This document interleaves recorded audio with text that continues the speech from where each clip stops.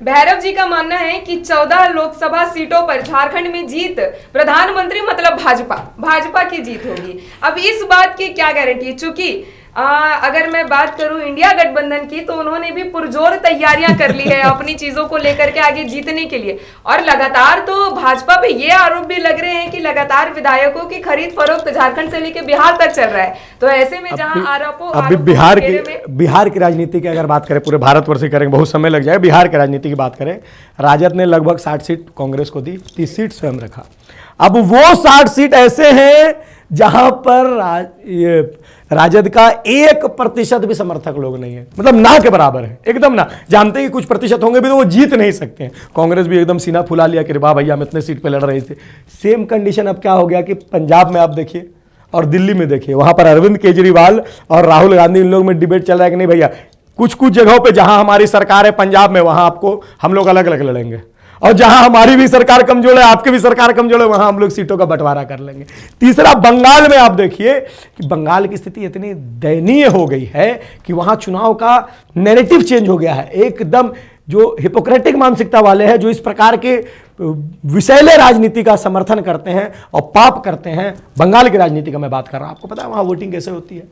वहां पर अगर अभी आप वहाँ की वर्तमान स्थिति देखेंगे, रोज सोशल मीडिया में चल रहा है, वहाँ पर हिंदुओं के, जहाँ बहुसंख्यक हिंदू है, जानते हैं कि ये मोदी जी के समर्थक है। वहाँ अनाउंसमेंट किया जाता है कि किसी को घर से बाहर निकलने की आवश्यकता नहीं है, नहीं तो आपको जो है जान से मार दिया जाएगा, हत्या करके पेड़ में लटका दिया जाता है ताकि लोग डरे और वोट देने ना जाए। तो इस चीज पे हम ये कह सकते हैं, चूंकि आपने बंगाल को इस तरीके से एक्सप्लेन किया, इस तरीके से हमारे सामने रखा, तो मेरा मानना ये है कि अगर मेरा मानना नहीं है, ये एक सवाल है आपके लिए कि क्योंकि बंगाल में दीदी ने अकेले सारी सीटों, जो 42 सीटें थी, उन्हें अपनी ही पार्टी में सारे को दे दिया, उम्मीदवार अपने खड़ा कर दिए। क्या आप इसलिए कह रहे हैं भाजपा को वहां पे एक भी सीट नहीं मिली, या फिर वहां पे भाजपा को घुसने का जगह नहीं? देखिए, जहां 4 सीटें निकालना भी मुश्किल था, वहां 70 से ऊपर सीट पिछला बार भारतीय जनता पार्टी अपने मेहनत से, और इस बार बंगाल में भी, क्योंकि बंगाल के लोग, आप मैं वहाँ पर गया हुआ हूँ, बंगाल मेरा भ्रमण किया हुआ क्षेत्र है। वोटिंग के समय वहाँ पर जो बूथ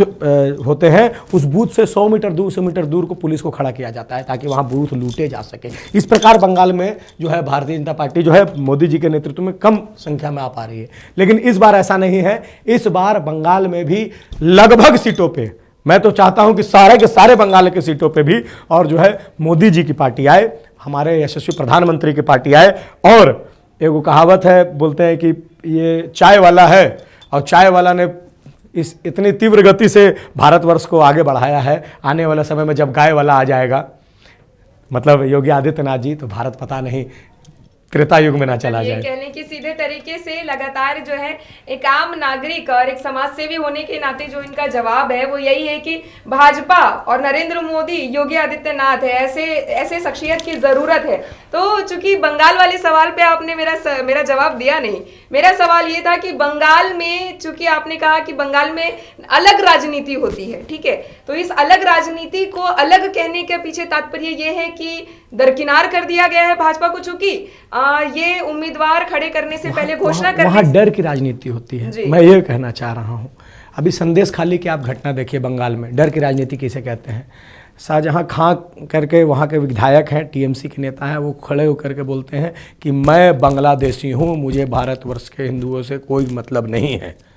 वहाँ के विधायक का कहना है, ये सोशल मीडिया बहुत वायरल हुआ था कुछ दिन पहले। दूसरा क्या है कि वहाँ संदेश खाली में ऐसा अनेक वीडियो आया है, क्योंकि वो बंगाली में स्टेटमेंट है महिलाओं का, इसलिए लोग समझ नहीं पा रहे हैं। अनेक वीडियो ऐसा आया है जहां पर वहां के महिलाओं ने कहा है कि हमारे घर में बहू आई शादी करने के बाद, और यहाँ का टीएमसी का नेता आया और बोला बहुत सुंदर है, सुने तुम्हारी बहू, चलो आज पार्टी ऑफिस में रहना।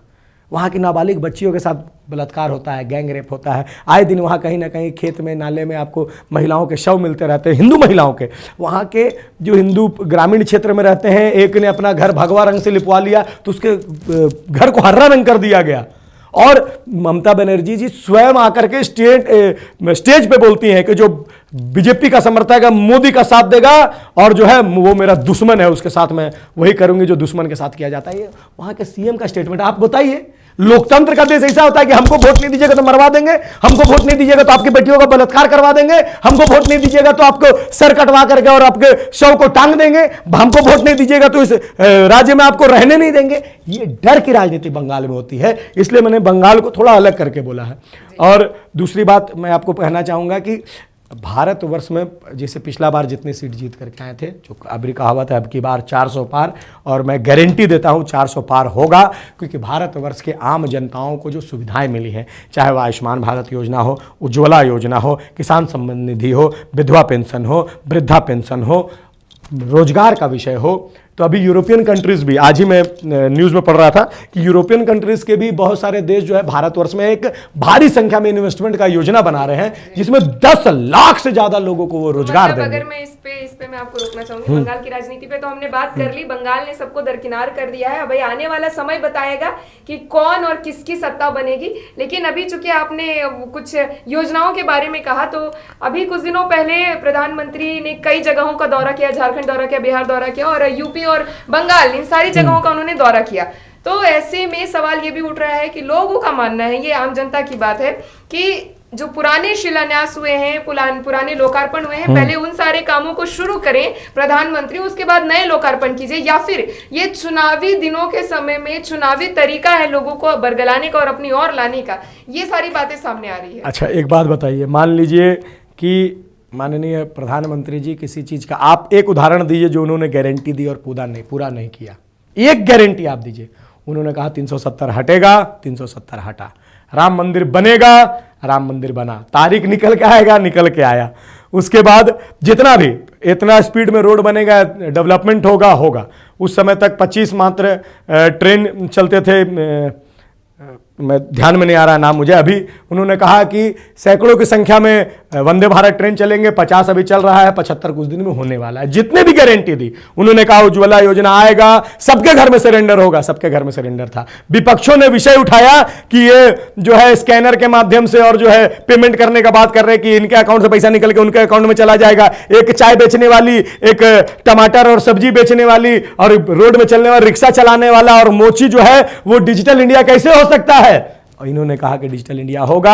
आप आज जाकर देखिए कि बादाम बेचने वाला है, उसके पास भी एक स्कैनर लगा हुआ है, या गूगल पे, फोन पे के माध्यम से पैसा पेमेंट कर सकते हैं। तो एक आप विषय बताइए जो उन्होंने गारंटी दिया और पूरा नहीं किया हो। और मुझे पूरा विश्वास है अभी जितने देखिए, जो विपक्ष लोग हैं, जो इस देश को अपना देश नहीं मानते हुए फलना भाई का नारा लगा करके और जो है बरगलाने का काम करते, देश को तोड़ने का काम करते हैं, लड़वाने का काम करते हैं।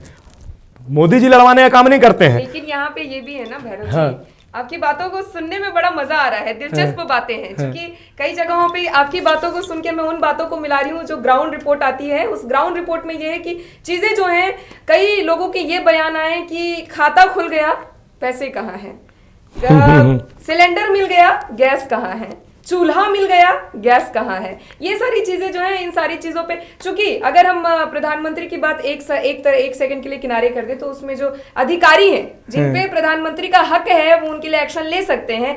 ऐसे लोग घपला करते नजर आते हैं ग्रामीण इलाकों में या फिर किसी भी इलाके में। तो इन सवालों का भी जवाब दे दीजिए जरा कि गैस मिल गए लेकिन क्या कहते हैं, सिलेंडर मिल गया, गैस मैं विकास पे छोटा सा उदाहरण दूंगा।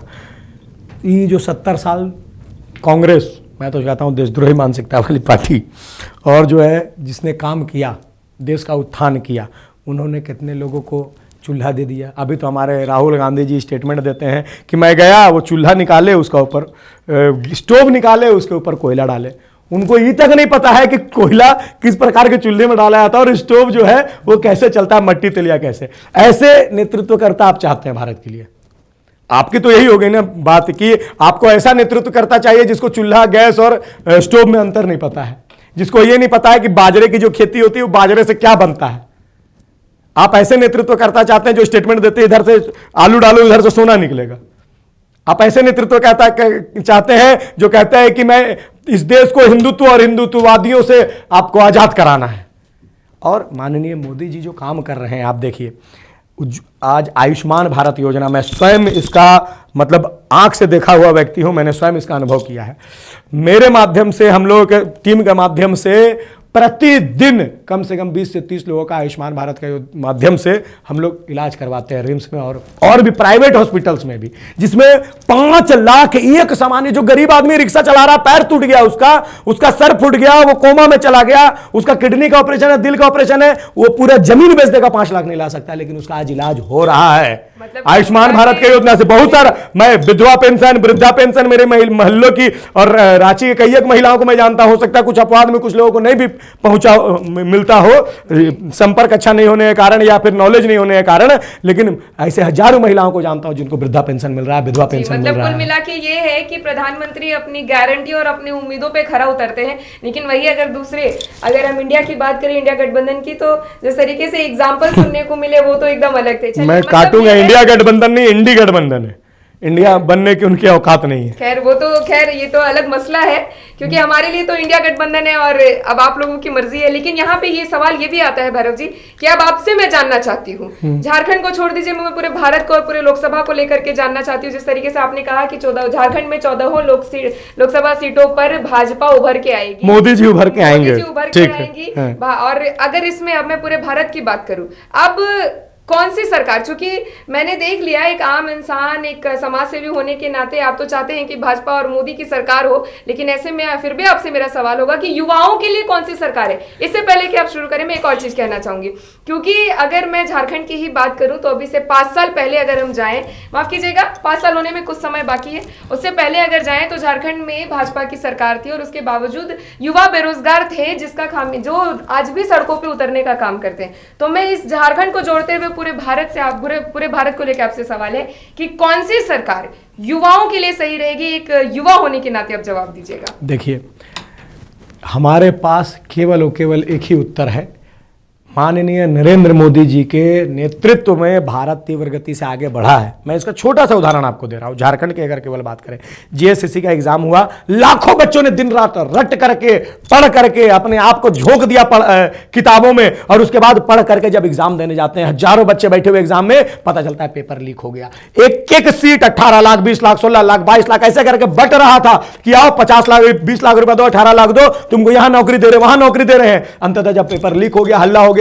हम लोगों के प्रदर्शन के बाद, मैं सभी विद्यार्थियों के साथ फिरायलाल में खड़ा था उस दिन, और हम लोगों ने फिरायलाल में रात को प्रदर्शन किया, आग्रह किया। दूसरे दिन फिर प्रदर्शन हुए, कई एक प्रदर्शन हुए, और उसके बाद इस पेपर को खारिज किया गया, उस एग्जाम को रद्द कर किया गया। जीएसएससी का, जेपीएससी का एग्जाम कितनी बार हुआ है झारखंड में? इस सरकार में कितने लोगों को नौकरी मिली है? 2018 बैच के जितने भी पुलिसकर्मी हैं, उसमें कितने लोग थानेदार हो गए हैं अभी तक? कितने लोगों का जो एएसआई लोग थे, उसमें से 1600 कितने लोगों का जो है एसआई बनने में प्रमोशन रुका हुआ था, अभी तक प्रमोशन नहीं हो पाया है। क्या कारण है इसका?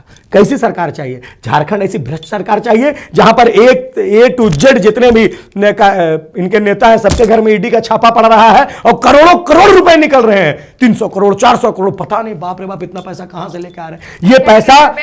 ये पैसा झारखंड के गरीबों का चूसा हुआ है, खींचा हुआ है, और यहां का जो खनिज संपदा है, चाहे कोयला हो, अबरक हो, चीनी मिट्टी हो, सभी लेकिन अगर इस पे बात करें तो ये भी है भैरव जी की सिर्फ क्योंकि लगातार ये बातें सामने आ रही है कि ईडी जो है वो भाजपा के इशारे पे काम करती है, केंद्र के इशारे पे काम करती है। तो यहाँ पे मेरा आपसे ये सवाल है कि झारखंड में भी या फिर झारखंड के बाहर भी अगर बात करें तो गैर भाजपा विधायक, गैर भाजपा कार्यकर्ता के घरों में ही लगातार ईडी का छापा पड़ता है, आईटीएस, सीबीआई। तो क्या इसे हम साजिश कहेंगे, उन्हें छुपाने, उन्हें दबाने के लिए? अच्छा, मान लीजिए, चलिए आपके हिसाब से मान लेते हैं केंद्र के इशारे पर ईडी का छापा पड़ रहा है, तो ईडी का छापा पड़ने पे जो हजारों करोड़ रुपया जो निकल के आ जा रहा है, ये बीजेपी वहां जाकर रख देती है क्या? मोदी जी इंप्लांट कर देते हैं क्या?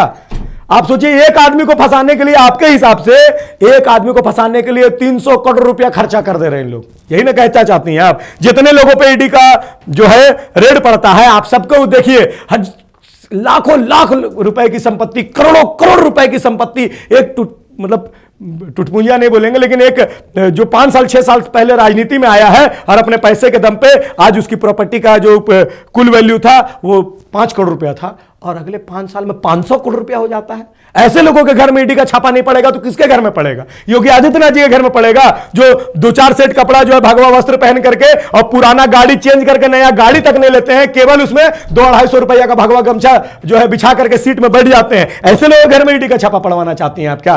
इनके घर में छापा, अगर हम इस पर बात करें तो क्योंकि अब तक किसी भी भाजपा कार्यकर्ता के यहाँ अब तक हमने नहीं सुना है, अगर भाजपा कार्यकर्ता के यहाँ, देखिए हमारा सवाल बस यही है कि झारखंड राज्य के लिए और पूरे भारत के लिए कौन सी सरकार सही रहेगी, उसी पे हम बातचीत कर रहे हैं। तो यहाँ पे ये है कि अगर किसी भाजपा कार्यकर्ता के घर में, चूंकि ये चीजें खुल के अब तक नहीं आई है कि भाजपा कार्यकर्ता के घर में छापा पड़ा और इतना आया, छापा ही नहीं पड़ा तो फिर पता कहाँ से भैया देखिए इसका जवाब हम तभी दे पाएंगे जब हम वहां पर बैठ जाए। अब आप हमको बैठा दीजिए केंद्र के साथ में, उसके बाद हम आपके प्रश्नों का जवाब देंगे। अब भाजपा कार्यकर्ता है घर में ईडी का छापा काहे नहीं पड़ा भैया, ये तो उन लोग बता सकते हैं। मैं तो भाजपा में नहीं हूं, वर्तमान आज अभी तक तो नहीं हूं, ठीक है ना। लेकिन मैं बार बार आपको कह रहा हूं कि आप मुझसे जो पॉलिटिकल सवाल पूछ रहे हैं वो आप उनके नेताओं से पूछिए। मैं जवाब उतना ही दे सकता हूं जितना एक जिम्मेवार नागरिक होने के नाते दिया जा सकता है। और मैं फिर भी बह रहा हूं, ईडी का जो एक्शन है वो एकदम सही जगह हो रहा है, सही लोगों पे हो रहा है। चलिए, भैरव जी का कहना यह है कि भाजपा पे सवाल का जवाब नहीं देंगे, लेकिन जहां कांग्रेस में महागठबंधन में हो रही है वहां का जवाब देंगे। आप देखिए, भाजपा के नहीं, मैं क्या कह रहा हूं सुनिए। आप लोग ये मीडिया वाले लोग बहुत खतरनाक होते हैं, मैं प्रणाम करता हूं आपको, आप घुमा फिरा करके बात कर देते हैं। मैं ये जवाब नहीं दे सकता हूं कि किसके घर में जो है रेड नहीं पड़ा, क्यों नहीं पड़ा।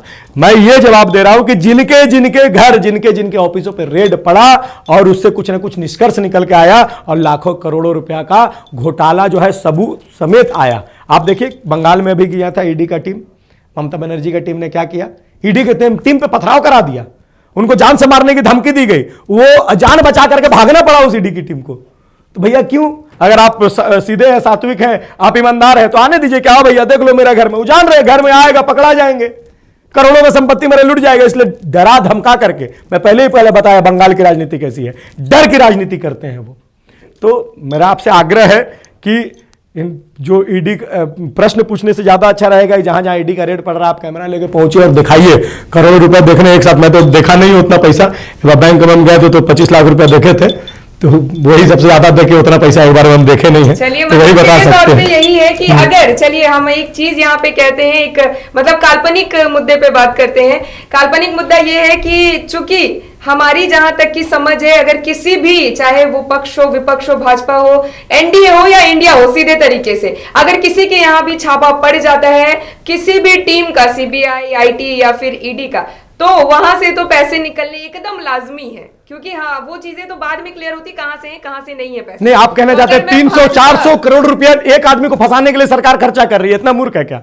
नहीं, मेरा कहने का मतलब ये है, चूंकि आप जिस 300 करोड़ की बात कर रहे हो उसका भी बाद में बयान आया था, खैर उस मुद्दे पे हम बाद में चर्चा करेंगे। लेकिन ये है कि अगर भाजपा के किसी भी कार्यकर्ता, चूंकि आप भी पार्टी में नहीं है और हम भी अपना काम कर रहे हैं, तो बस सवाल है कि भाजपा के किसी भी कार्यकर्ता के घर में अगर ऐसी रेड पड़ती है तो आप, चूंकि समर्थक होने के नाते, एक आम इंसान, समाजसेवी होने के नाते मैं आपसे जानना चाहती हूँ, क्या भाजपा के कार्यकर्ता या विधायक के घर में पैसे नहीं मिलेंगे, वो करोड़ों रुपए नहीं मिलेंगे, नोटें नहीं मिलेंगे? देखिए, मैं एक आपको विश्वास के साथ मैं कहता हूं, एक भारत का जिम्मेवार नागरिक होने के नाते कोई भी भ्रष्ट नेता जिसने देश के साथ गद्दारी की हो, जो भी भ्रष्टाचार कर रहा है वो देशद्रोही है, वह पापी है, वो इस देश का दुश्मन है, किसी भी पार्टी का हो, किसी भी नेता का रिश्तेदार हो चाहे नेता हो। अगर वो भ्रष्टाचारी है और साबित होता है तो झारखंड में अगर होता तो सबसे पहला विरोध करने वाला भैरव सिंह रहेगा। ये मैं वचन के साथ आपको यहां पर बोल रहा हूं और होगा। अब ऐसा हो आप करवाइए, आपका अगर संपर्क है तो फोन कीजिए, ईडी को बोलिए कि रेड मारेगा। हमारा तो बस इतना ही काम है कि हम लोगों तक खबरों को पेश, जो भ्रष्टाचारी है, जो देश का दुश्मन है, वो भैरव सिंह का दुश्मन है, वो समाज का दुश्मन है, चाहे वो किसी पार्टी का हो। चलिए भैरव जी, आज की जो मुद्दा, आज की जितनी भी चीजों पे हमने चर्चा की, बेहद ही अच्छा। ये चीज हम डिबेट के रूप में भी आपके सामने पेश करेंगे, लेकिन आज क्योंकि हमारा चर्चा था, इस चर्चे में हमने बहुत सारी चीजों पे बातचीत की, भाजपा, एनडीए, इंडिया, बहुत सारी चीजों पे हमने बातचीत की। फिर से हम कभी ना कभी फिर से हमारी इसी कुर्सी पे हम बैठे होंगे और डिबेट पे बातें हो रही होंगी और उस समय हम भैरव सिंह का एक और रूप देखेंगे। लेकिन फिलहाल के लिए बहुत शुक्रिया, बहुत धन्यवाद आपका भैरव। जय श्री राम, जय झारखंड। आज हमारे हमारे चर्चे में सिर्फ इतना ही। लेकिन अभी चुनाव का सिलसिला शुरू हुआ है और इस बीच न जाने कितनी ही तकरारें हमारे बीच होनी अभी बाकी है, तो ये देखने वाली भी। लेकिन एक सेकंड, धन्यवाद से पहले एक और सवाल याद आ गया मुझे। चलते चलते चूंकि भैरव जी ने जितनी भी बातें कही भाजपा भाजपा भाजपा, हालांकि ये पार्टी में है नहीं, लेकिन फिर भी भैरव जी आपसे मोदी मोदी मोदी, मैंने सुनिए भाजपा भाजपा भाजपा नहीं कहा मैंने, मोदी मोदी मोदी कहा। भाजपा ही कहेंगे। नहीं, मैं मोदी कह रहा हूं, ठीक है। मुझे हाँ। तो मुझे आपसे ये जानना है कि आपको क्या आने वाले समय में, मैं तो अभी से देख रही हूँ, लेकिन मैं आपके जुबान से सुनना चाहती हूँ कि आने वाले समय में क्या हम आपको भाजपा में बतौर नेता देखेंगे? वर्तमान में अपने पास देखिए, हम लोग छोटा स्टेप लेके चलने वाले लोग हैं। हमारा पहला कदम है मोदी जी को देश के नेतृत्व में फिर से खड़ा करना उसी स्थान पे। उसके लिए लोकसभा चुनाव है। लोकसभा चुनाव के लिए हम लोग लगे हुए हैं, प्रचार प्रसार जागरूकता अभियान हम लोग कर रहे हैं। एक आम, आप सोचिए बीजेपी के कार्यकर्ता तो लगे होंगे लाखों की संख्या में, और मेरे जैसा एक आम आदमी, एक सामाजिक व्यक्ति भी और हजारों की संख्या में, लाखों की संख्या में लोगों तक विषय पहुंचाने का काम कर रहा है। पहला मोदी जी, बाद में देखेंगे हमको क्या करना है क्या नहीं। मतलब ये तो इनडायरेक्टली जो इशारों में चीजें तो समझ में आ रही है कि एक समय पे हम भैरव सिंह को भाजपा में जरूर देखेंगे और हो सकता है कि हम एक अच्छे नेता और अच्छे विधायक के रूप में देखें। मैं बजरंगबली के चरणों में सदैव समर्पित हूं और वो राम जी के चरणों में समर्पित हैं। तो जो राम जी के साथ है, मैं विचारधारा से उनके साथ हूं। और अभी मैं फिर से बोल रहा हूं, अभी वर्तमान में केवल लोकसभा चुनाव में मोदी जी को जिताने का काम करना है, लेकिन उसके बाद चांसेस है। चलिए, बहुत शुक्रिया। ये समझदारों के लिए इशारे काफी हैं। ये इनका इशारा है, हम खाली जय श्री राम बोल रहे हैं। चलिए, बहुत बहुत शुक्रिया आपका, बहुत बहुत धन्यवाद। आज की चर्चाओं में सिर्फ इतना ही। आज हमने बहुत सारे विषय पे चर्चा किया और हमारे दर्शकों से अनुरोध है कि किसी भी, हमने 3-4 मुद्दों पे चर्चा की, आप लोग जरूर कमेंट बॉक्स में बताएं कि अगला मुद्दा क्या होना चाहिए और क्यों होना चाहिए वो मुद्दा। चलिए, फिर से आप लोगों से मुलाकात होगी। दीजिए इजाजत, नमस्कार।